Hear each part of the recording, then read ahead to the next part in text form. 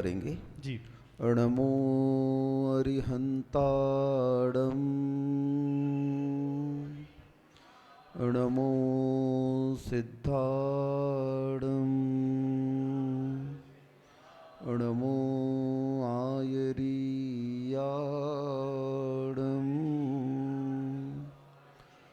नमो वज्झायाड़म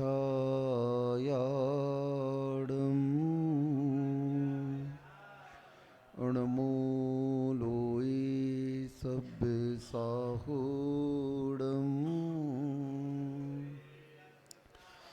यस्य स्वयं स्वभावाप्ति प्रभावे कृष्णकर्मणः तस्मै सज्ञानरूपाय नमोस्तु परमात्मने। कुंडलपुर के बड़े बाबा की, मूल श्री नेमिनाथ भगवान की, परम पूज्य आचार्य परमेष्ठी श्री विद्यासागर जी महाराज की, परम पूज्य निर्यापक मुनि श्री समता सागर जी महाराज की, अहिंसा परमो धर्म की जय। परम पूज्य मुनिवर श्री महासागर जी महाराज की, मुनि संघ की।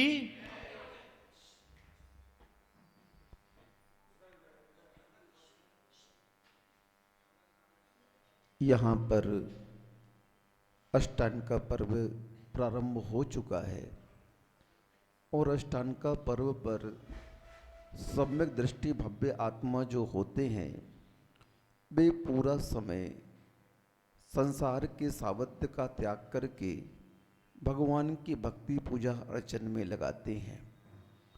महापुराण में भरत चक्रवर्ती के बारे में जब पढ़ते हैं सुनते हैं गुरुमुख से तो आश्चर्य होता है कि देखो, 60 खंड का अधिपति 32,000 मुकुटबद्ध राजा जिसके चरणों में नतमस्तक होते हैं, ऐसा वह चक्रवर्ती इस महापर्व के अवसर पर सभी प्रकार के सावध्य का आरंभ सारंभ का त्याग करके, राज चिन्हों का भी त्याग करके, राजसी वेशभूषाओं का भी त्याग करके, राजसी भोग वैभव का त्याग करके 8 दिन का उपवास लेकर के, कितने दिन का उपवास लेकर के? 8 दिन का उपवास लेकर के वह चक्रवर्ती सभी प्रकार के परिग्रहों को, संबंधों को, राजसी कार्यों को त्याग करके जिनालय में जाकर के बैठ जाता है। 8 दिन का उपवास करके वह भगवान की भक्ति पूजा आराधना करता है। उसके लिए अब कोई भी संसार के कार्य नहीं करना, 8 दिन तक संकल्प लेकर के बैठ जाता है। 1-2 रानियां नहीं होती उसकी, कितनी होती है? 96,000 रानियों के साथ में वह वहां बैठ जाता है। महापुराण में लिखा, सारी रानियां आरिकावत धवल वस्त्र पहन करके अपने उस चक्रवर्ती के पीछे उसकी आराधना में सहयोगी बनती हैं और वे सभी अपनी अपनी शक्ति के अनुसार भोगों का त्याग करके, आरंभ परिग्रह का त्याग करके और उस जिनालय में जाकर के प्रभु की वंदना पूजा अर्चना आराधना करती हैं। सम्यक दृष्टि का लक्षण यही हुआ करता है। अज्ञानी जो होते हैं, मिथ्या दृष्टि जो होते हैं, वे संसार के कार्यों में रचे पचे रहते हैं, उन्हीं में उनका मन लगा रहता है, उन्हीं में उन्हें आनंद की अनुभूति होती है। लेकिन सम्यक दृष्टि जो होता है वह इन कार्यों से बचने का पुरुषार्थ करता है। ज्ञानी हमेशा मुसीबतों से बचने का पुरुषार्थ करता है और अज्ञानी आ बैल मुझे मार की नीति पर चलता है।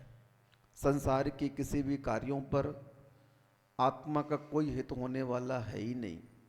तुम संसार में कितना भी विकास कर लो, कितने ऊंचे स्थान पर पहुंच जाओ, क्योंकि संसार का चिन्ह ही यही है।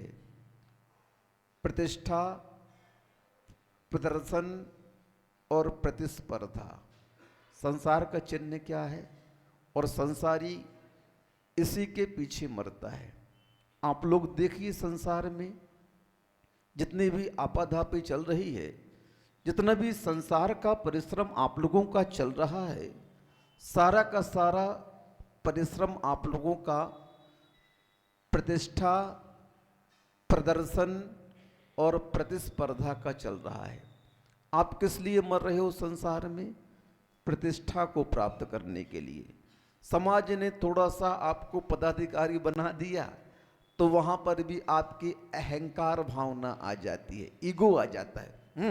मैं समाज का अध्यक्ष हो, मैं समाज का मंत्री हो। वर्तमान वाले न समझें, प्रवचन चल रहा है ये, नहीं तो आप अपने ऊपर ले लो भैया। प्रवचन सभी के लिए होता है, चाहे वह प्रतिष्ठा, चाहे वह पद राजनेताओं का हो, चाहे वह पद सामाजिक व्यक्तियों का हो। ये तो एक व्यवस्था होती है उस कार्य को संपन्न करने की। क्या वह व्यक्ति हमेशा उस पद पर प्रतिष्ठित रहेगा क्या? चाहे वह राजनेता हो और चाहे वह समाज का कोई पदाधिकारी हो, नहीं। लेकिन देखो, उस पद को प्राप्त करते ही उसके अंदर अहंकार की भावना आ जाती है, राग द्वेष उसके अंदर चलने लगते हैं। वह अपने आप को बड़ा गौरवशाली महसूस करता है। थोड़ा सा धन संपदा आ जाती है तो क्या करते हो? प्रदर्शन करने लगते हो। क्या प्रदर्शन हो रहा है? हर चीज ब्रांडेड आ रही है। कैसी आ रही है? अभी तक कैसा जीवन जी रहे थे बताओ तो? जब कुछ नहीं था तब आपका जीवन यापन कैसा चल रहा था? सामान्य चल रहा था। और थोड़ा सा पुण्य उदय से वैभव बढ़ जाता है तो आपके बोलचाल की भाषा बदल जाती है, उठना बैठना खान पियन। अब हम सामान्य व्यक्तियों से बात नहीं करेंगे। अब हम बिना हेलीकॉप्टर और गाड़ी से नीचे नहीं आएंगे। हो, ठीक हो, अच्छी बात है। अब ये प्रदर्शन किस लिए चल रहा आपका? दिखावा। खाली अपने उस झूठे व्यक्तित्व को दिखाने के लिए आप ये कार्य कर रहे हो। प्रतिस्पर्धा, कंपटीशन, किससे कर रहे हो प्रतिस्पर्धा तुम? बताओ तो। सामने वाले व्यक्ति से प्रतिस्पर्धा कर रहे हो।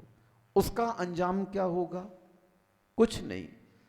चाहे आप प्रतिष्ठा के पीछे दौड़ो, चाहे आप प्रदर्शन की लाइन में खड़े रहो, और चाहे आप प्रतिस्पर्धा करते रहो, ये सब आत्मा के अहित करने वाले हैं। इन सब क्रियाओं से आत्मा का कभी भी हित नहीं हो सकता है। आत्मा का हित किससे होगा? इन सभी का परित्याग करने से होगा। क्योंकि ये सारी जो वस्तुएं हमें प्राप्त हो रही हैं संसार में, ये सब तात्कालिक होती हैं। कैसी होती हैं? पुण्य के उदय से, पुण्य के संयोग से हमें प्राप्त हुई, और ये सारी की सारी संयोगी पर्याय वियोग के साथ आती हैं। संसार में कुछ भी चीज स्थिरता को लेकर के नहीं होता है, सब कुछ अस्थाई है, टेम्परेरी व्यवस्था है यहाँ की। कैसी है? हाँ, परमानेंट कोई व्यवस्था नहीं है। लेकिन अज्ञानता के कारण, मोह के कारण हम क्या समझ रहे हैं? हम यहाँ परमानेंट रहने वाले हैं। क्योंकि आप लोगों की व्यवस्थाओं की जब सूची देखते हैं, आप लोगों की इच्छाओं को जब सुनते हैं, तो ऐसा लगता है कि बहुत वर्षों की व्यवस्था आप यहाँ आकर के कर रहे हैं। समान 100 वर्ष का, कितने वर्ष का? हाँ, 100 वर्ष की आयु भी नहीं है, और समान कितने वर्ष का जोड़ रहे हो? कितने पीढ़ियों की चिंता लगी हुई है आप लोगों को, बताओ तो। खुद का भरोसा नहीं है कि सुबह या शाम हम रह पाएंगे कि नहीं रह पाएंगे। खुद का कोई भरोसा नहीं, किस समय आयु कर्म आए और इस 10 प्राणों को लेकर के उड़ जाए। सारा का सारा खेल एक पल में समाप्त हो जाता है। क्या हुआ?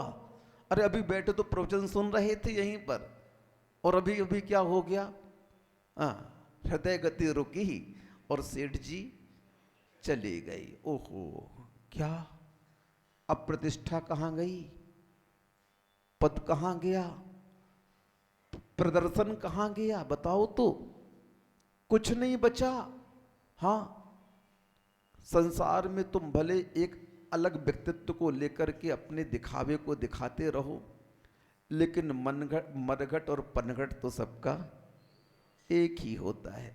उसी नल का पानी तुम भी पियोगे और उसी शमशान में जाकर के तुम्हें भी जलाया जाएगा। फिर बीच की अवस्था में इतना उतार चढ़ाव क्यों आता है जीवन में? ये सब राग द्वेष के कारण होता है। पुण्य के प्रभाव से ये सारी सफलताएं संसार की इस आत्मा को प्राप्त होती हैं, लेकिन पुण्य से प्राप्त सफलताओं में वह अपने अहंकार के कारण क्या सोचता है? इस एम्पायर को मैंने खड़ा किया। अरे महाराज, हम लोगों से आकर के बोलते हैं आप लोग, क्या संघर्ष किया हमने जीवन में, क्या उतार चढ़ाव देखा है हमने जीवन में, आपको पता है? हमने बोला हमें तो सब पता है, हमें क्या बता रहे हैं। तुम्हारा उतार चढ़ाव तुम्हारा नहीं है, ये उतार चढ़ाव तो कर्मों का होता है। किसका होता है? उन कर्मों के उतार चढ़ाव में, उस पुण्य की दी हुई वस्तु में, उस पुण्य की दी हुई सफलताओं में वह व्यक्ति अहंकार के कारण क्या सोचता है? ये मैंने प्राप्त किया, ये व्यापार मैंने किया, ये पद मैंने पाया। नहीं, कुछ नहीं होता। एक छक्का विधायक बन गया, बताओ, बड़े बड़े व्यक्ति खड़े रह गए, कुछ नहीं हुआ। कौन बन गया विधायक? एक आदिवासी गौड़ क्या बन गया? मंत्री बन गया जाकर के। बताओ, क्या पुरुषार्थ किया? रिजर्व सीट है, रिजर्व कोटा है, 70% भी नहीं आए, 50% भी नहीं आए और कलेक्टर बन गया। क्या पुरुषार्थ किया उसने? 95% वाला पीछे बैठा हुआ है और 35% वाला क्या बन रहा? डॉक्टर बन रहा, इंजीनियर बन रहा, कलेक्टर बन रहा, सरकारी नौकरियां मिल रही उसको। ये क्या है बताओ? तुम्हारा पुरुषार्थ वहां पर नगण्य हो गया और उसका पुरुषार्थ वहां पर क्या हो गया? बड़े बड़े सेठ साहूकार बैठे हुए हैं और एक नीच गोत्र का जाकर के प्रधानमंत्री बन गया, राष्ट्रपति बन गया, आदिवासी राष्ट्रपति बन गए। बताओ, ये पद प्रतिष्ठा उस जाति से बंधी हुई नहीं है, वो पुण्य से बंधी हुई है। किससे बंधी हुई है? कोई भी संसार की सफलताएं जो है ना, वो संप्रदाय और व्यक्ति से बंधे हुए नहीं है। किससे बंधे हुए हैं? पुण्य से बंधे हुए हैं। उनके पल्ले में पुण्य था तो उस पुण्य के प्रभाव से उसे वह सफलता प्राप्त हो गई। कंपटीशन में तो बहुत लोग थे, प्रतियोगी तो बहुत सारे थे, लेकिन सफलता किसे मिली उस प्रतियोगिता में? जरा सोचो, चिंतन करो थोड़ा सा। मैं इसलिए ये बात कह रहा हूं क्योंकि आप लोगों की जो प्रतिक्रिया चल रही है संसार में, वह संसार की क्रियाओं को करने में तो बहुत फास्ट चल रही है, लेकिन जिस क्रियाओं के माध्यम से उस सफलता को संचित किया जाता है, उस ओर आपका ध्यान बिल्कुल नहीं है। आप चाहे परमार्थ की सफलता हो और चाहे संसार की सफलता हो, दोनों सफलताओं का आधार अगर कोई होता है तो वह पुण्य कर्म होता है। मैं पहले कह चुका हूं, कर्म किसी संप्रदाय से बंधा हुआ नहीं है, कर्म परिणामों से बंधा हुआ है। किससे बंधा हुआ है? कर्म किसी संप्रदाय से बंधा हुआ नहीं है। क्योंकि मैं कई बार कहता हूं, जैन संप्रदाय नहीं है, जैन धर्म है।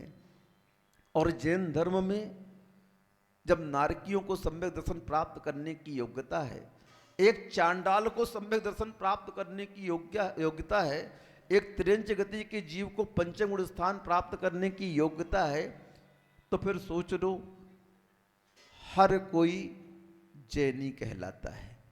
जो इस सिद्धांत का परिपालन करता है वह जैन कहलाता है।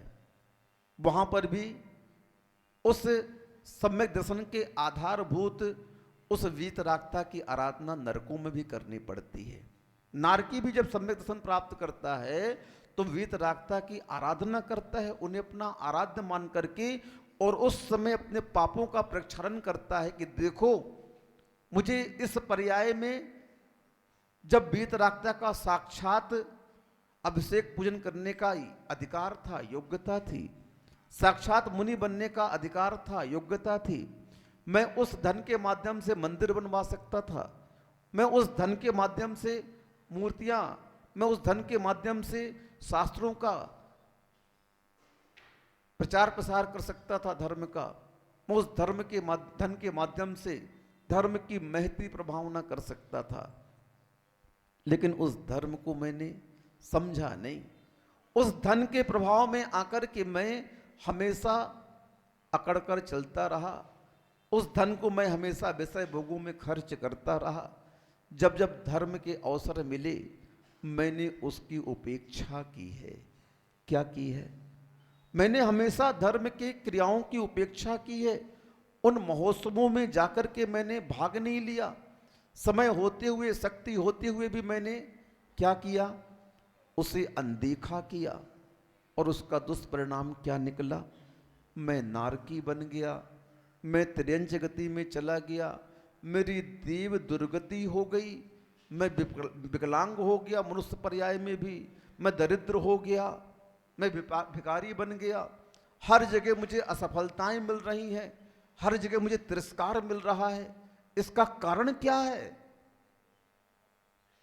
तुम लाख पुरुषार्थ कर लो, जब तक पाप कर्म का उदय है तब तक तुम्हें तिरस्कार, दुत्कार और असफलता मिलेगी ही मिलेगी। सफलताओं को चाहते हो तो तुम्हें आना पड़ेगा, यहां पर तुम्हें समय देना पड़ेगा। जब कोई व्यक्ति बीमार हो जाता है, अस्वस्थ हो जाता है, तो उसे सारे संसार के कार्यों को विश्राम देना पड़ता है।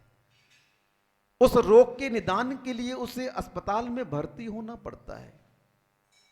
अब अस्पताल में भर्ती हो गई तो बताओ दुकानदारी चलेगी क्या? वहां पर क्या करोगे? चिंता किसकी है? शरीर की है। अस्वस्थ कौन हो गया है? क्योंकि अज्ञानी प्राणी शरीर को ही सब कुछ समझता है, आत्मा को तो अभी कुछ जानता ही नहीं है। वो सारी चिंताएं आप लोगों की किसके प्रति होती है? मात्र शरीर के प्रति होती है।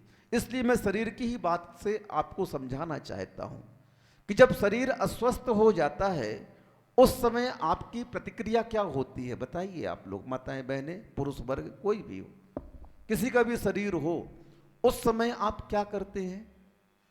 अस्पताल में भर्ती हो जाते हैं। जो ट्रीटमेंट डॉक्टर देना चाहता है उस ट्रीटमेंट को आप लेते हैं। जो द्रव्य आपके ट्रीटमेंट में खर्च होता है उस द्रव्य को आप कहीं ना कहीं से अरेंज करके उस अस्पताल की फीस पहले भरते हैं। सही तो बोल रहा हूं, गलत बोल रहा हूं? गलत तो नहीं बोल रहा ना? संसार दशा में ऐसा ही होता है ना? क्यों? क्योंकि आपको आरोग्य का लाभ चाहिए, आप स्वस्थ होना चाहते हैं, और स्वस्थ होने के लिए, इस शरीर को निरोग बनाने के लिए जो कुछ भी उपाय हो सकता है, औषधि से लेकर, परहेज से लेकर, विश्राम से लेकर, आप सभी उन कार्यों को करते हैं कि नहीं करते हैं? हो तो क्या हो? समझ में आ रहा है कि नहीं आ रहा है? नहीं आ रहा है? हाँ, वही समझाना चाहता हूं मैं।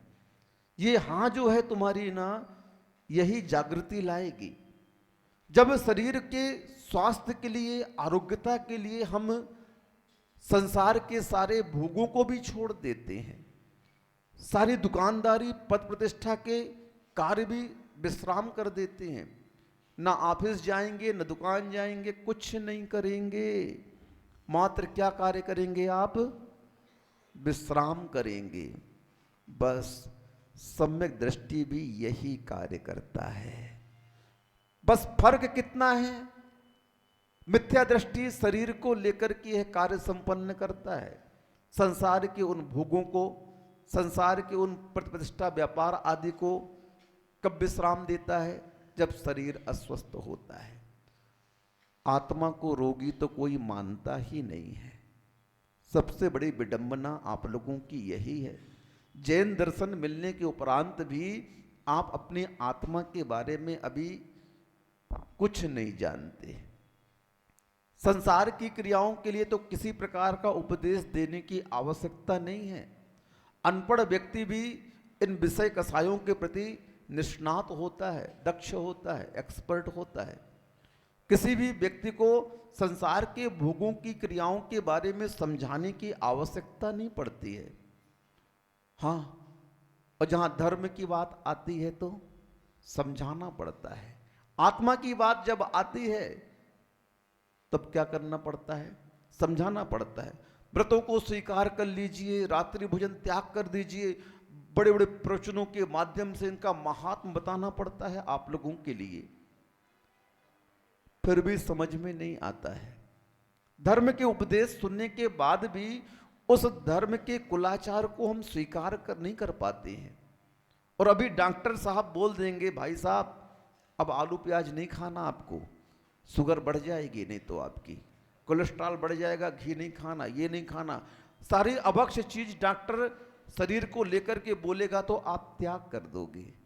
और यहीं पर मुनि महाराज बोलेंगे धर्म को लेकर के तो आप त्याग नहीं करोगे। बड़ी विडंबना है ये। यानी संसार में उस डॉक्टर की बात तो आप मानते हो क्योंकि शरीर को आप स्वस्थ रखना चाहते हो, लेकिन शरीर भी स्वस्थ कब रहेगा?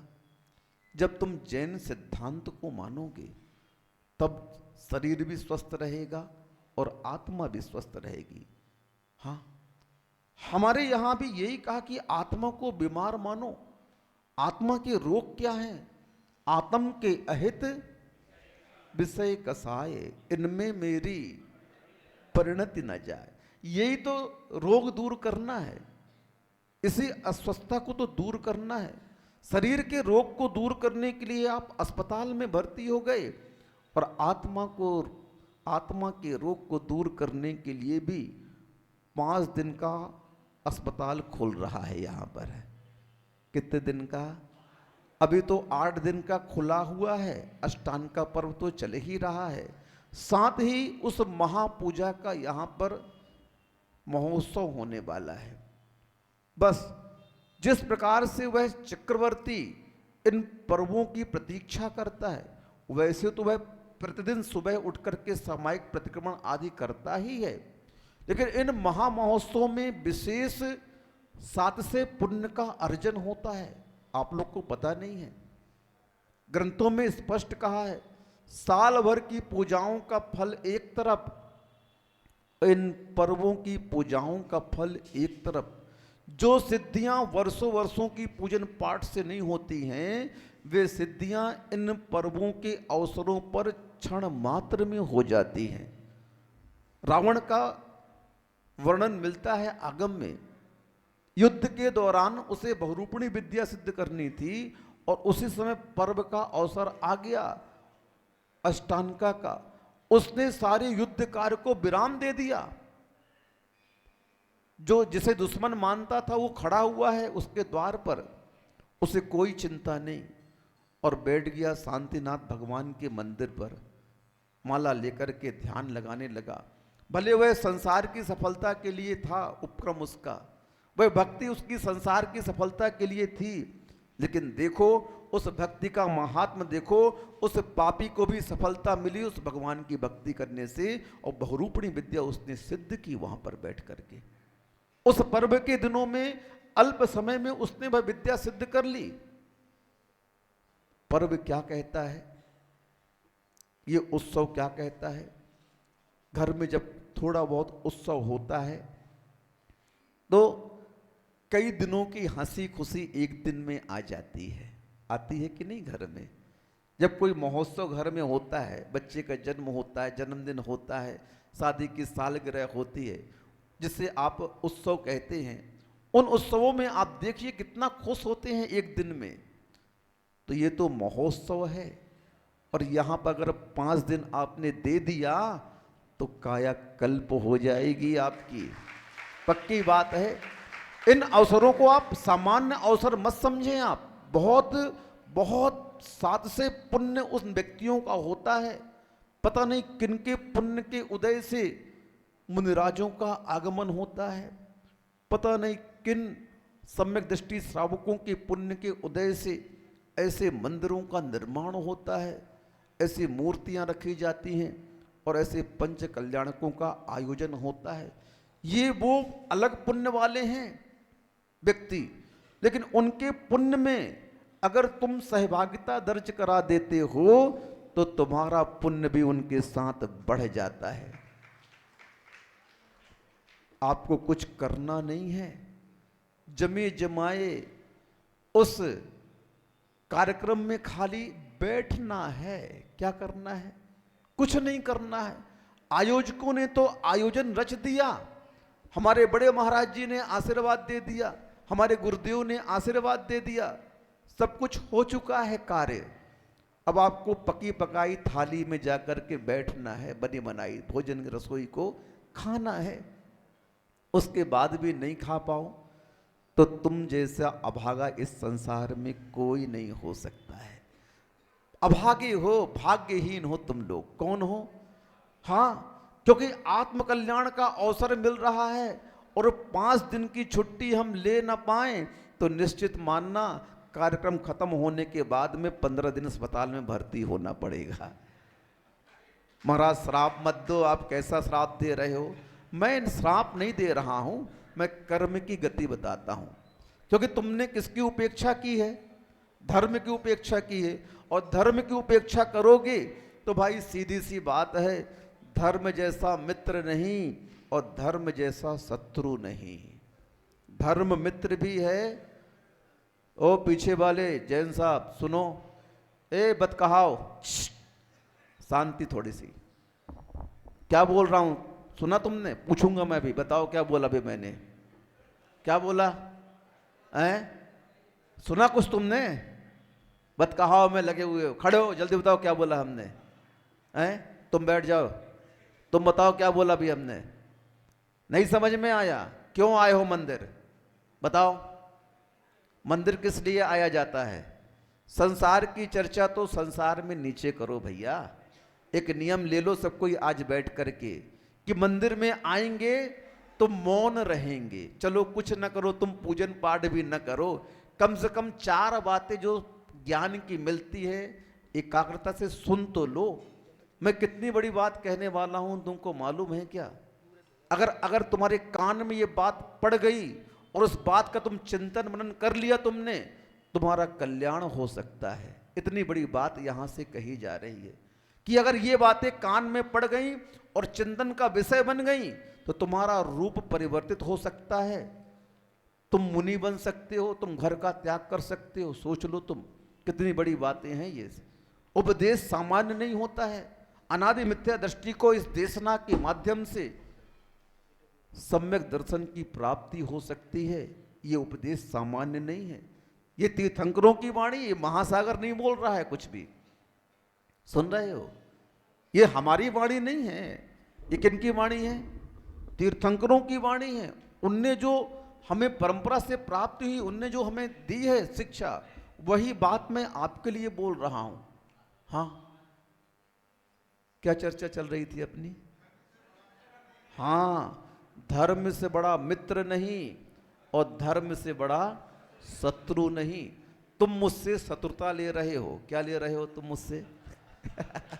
डरो नहीं, डरो नहीं। तुम मुझसे क्या ले रहे हो? शत्रुता ले रहे हो। क्यों? तुम मेरी उपेक्षा कर रहे हो। क्या कर रहे हो? हाँ, आप लोग देख लो, आपसे कोई 3-4 दिन जय जिनेंद्र करे और आप जवाब मत देना, क्या हो जाएगा आपसे उससे? बोलो तो। अरे कितनी घमंडी है, जा देखो तो, पैसा वाली का हो गई, थोड़ा सा रूप क्या मिल गया, ऐंठ के चल रही है जा। यही जवाब होगा आपका। क्या होगा? क्यों? उसने मुझसे जय जिनेंद्र नहीं किया। बस यही बात है। धर्म शत्रु भी है और धर्म मित्र भी है। धर्म से मित्रता करोगे तो यह धर्म इस भाव में भी तुम्हारे साथ देगा और परभव में भी तुम्हारे साथ जाएगा। सुन लो, धर्म की मित्रता कितनी बड़ी है। कि इस भाव में भी संसार की सफलता, पद प्रतिष्ठा आदि सब देगा, और यहां पर उपेक्षा की धर्म की तो 2 कौड़ी का बना देगा। नीचे से जाओ, यहां से नीचे जाओगे, मोटरसाइकिल से भिड़ोगे और विकलांग बना देगा। क्या बना देगा? अरे क्या हो गया, मंदिर से तो आए थे, मंदिर में कर का रहे थे तुम हैं? मंदिर से तो आए हो, लेकिन मंदिर में जाने के बाद मंदिर में क्या करना चाहिए ये तुमने किया क्या? वहां पर नहीं किया। तो भर धर्म बोलता है हमारे लिए, हमारे पास आए ही क्यों थे तुम? क्यों? मैं उस जगह जाकर के उसी की उपेक्षा कर रहा हूं। बस उपेक्षा करते ही यह धर्म शत्रु का रूप ले लेता है। सुन रहे हो? धर्म की उपेक्षा करते ही धर्म किसका रूप ले लेता है? शत्रु का रूप ले लेता है। अब देख लो, हम सभी महाराजों ने बार बार यहां पर घोषणा कर दी है। सुन रहे हो? ये मेरी घोषणा नहीं है, ये धर्म की घोषणा है।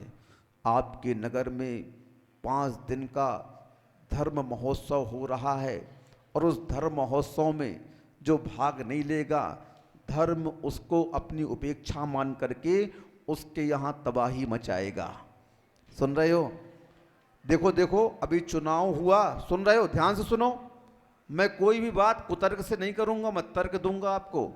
अभी चुनाव हुआ, सरकारी कर्मचारी यहां पर बैठे हुए हैं, चुनाव आयोग ने जो नियम बनाए उस नियम का उल्लंघन करने पर बताइए सरकार आपके साथ कैसा व्यवहार करेगी?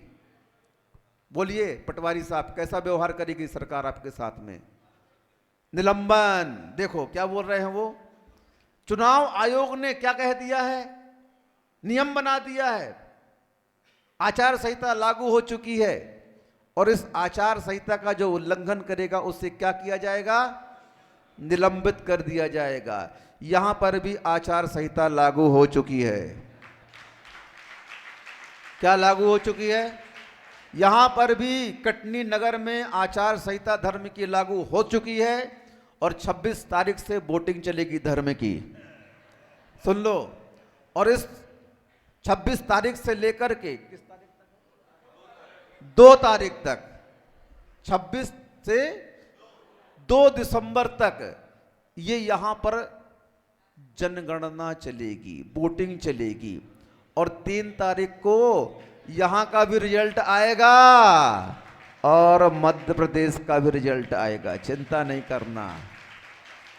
वहां की सरकार बनेगी बिगड़ेगी वो जाने, और तुम्हारी सरकार पर्सनली है, बिगड़ गई तो 2 कौड़ी की हो जाओगे, और बन गई तो माला माल हो जाओगे। याद रखना तुम।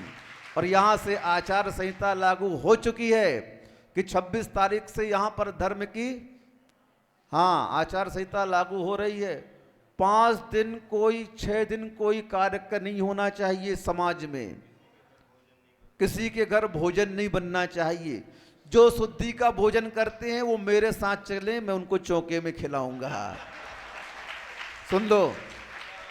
और जो सामान्य भोजन करते हैं उनके लिए समाज की व्यवस्था है 2 टाइम की। नाश्ता बिल्कुल न करियो, भूख कम हो जाए।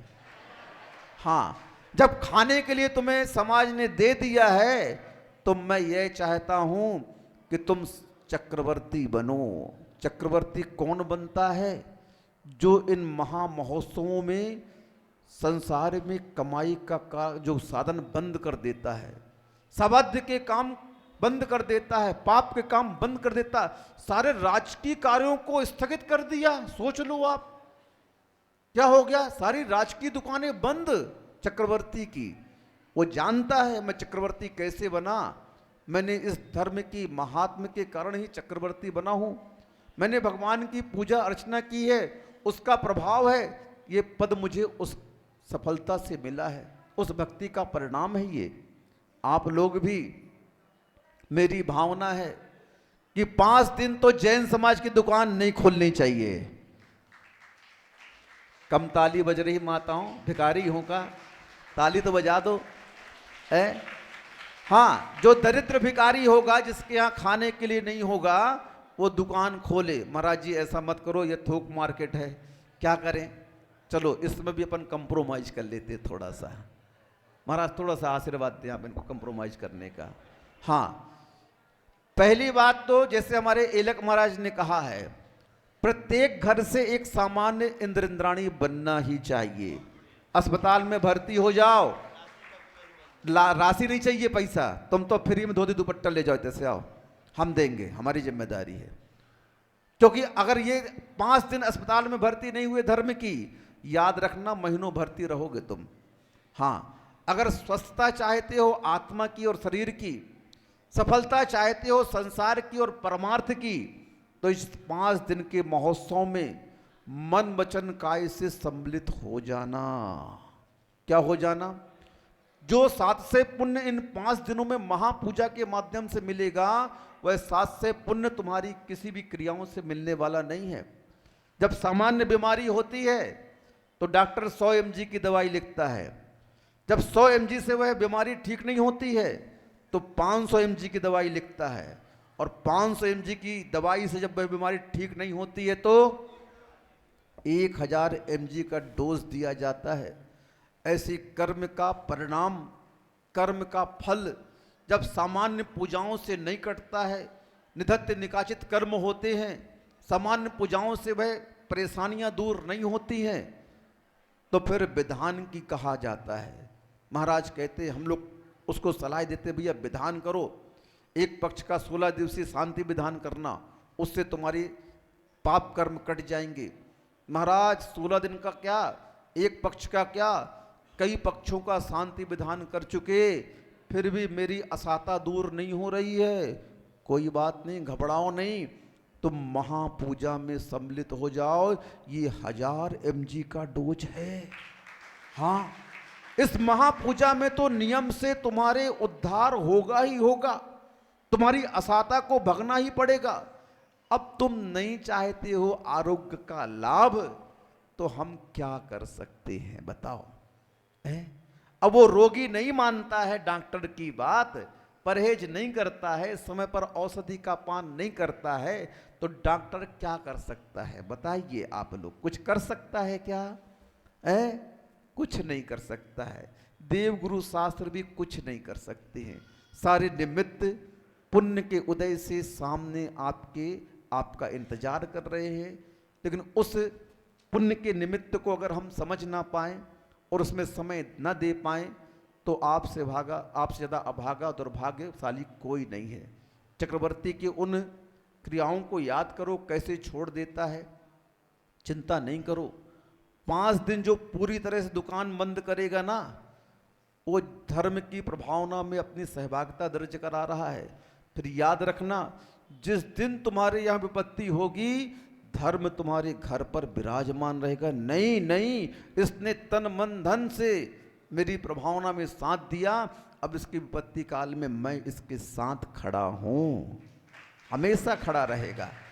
नियम है, सिद्धांत है। प्रतिकूलताएं तो आएंगी, कर्म अपना फल देगा, लेकिन उस कर्म के फल को काटने की क्षमता इसी धर्म के माध्यम से जो पुण्य जोड़ा, वही आपकी ढाल बन करके आपकी रक्षा करेगा। इसलिए आप समझने का प्रयास करें, इन अवसरों को बिल्कुल हाथ से ना जाने दें। कमाना धमाना तो जिंदगी भर लगा है, संसार की क्रियाएं तो जब तक 10 प्राण तुम्हारे हैं तब तक चलती रहेंगी, और 10 प्राण निकलते ही तुम कुछ नहीं कर पाओगे। सारी वैभव संपत्ति बुद्धि कोई काम की नहीं रहेगी, मुर्दा होते ही क्या काम का बताओ तो। हाँ, इसलिए जिंदा रहते रहते अपनी बुद्धि का प्रयोग करके और इन महामहोत्सव में आप आइए, आप धर्म की प्रभावना का अंग बनिए। जो व्यक्ति धर्म की प्रभावना का अंग बनता है, फिर धर्म उसके जीवन में प्रतिपल उसके पल पल साथ साथ चलता रहता है। कभी भी ठोकर लगती है तो ठोकर के माध्यम से खून नहीं निकालता है वह धर्म, बल्कि ठोकर के माध्यम से वहां गिराता है जहां हीरे की थैली पड़ी है। क्या पड़ी है? और भाग्यहीन को जब ठोकर लगती है तो कैसी ठोकर लगती है? हीरे की थैली जेब में थी और फिक जाती है, ढूंढता रहता मिलती नहीं है। और पुण्यवान को उसी पत्थर से ठोकर लगती है तो उसे वह उसी जगह गिराता है जहां हीरे की थैली पड़ी रहती है। ये धर्म का महात्म्य है। इसलिए पूरे दिन तक दुकान बंद नहीं कर सकते हो, कोई बात नहीं, कम से कम सुबह से लेकर 12 बजे तक उस महोत्सव में आप शामिल होइए, इंद्र बनिए, और 12 बजे से आप प्रतिष्ठान खोलिए। आप देख लेना 12 बजे के बाद आपकी दुकान क्या आपको देती है, ये कहूँगा नहीं, देख लेना, इतना ही पर्याप्त है। अहिंसा परमो धर्म की। पूज्य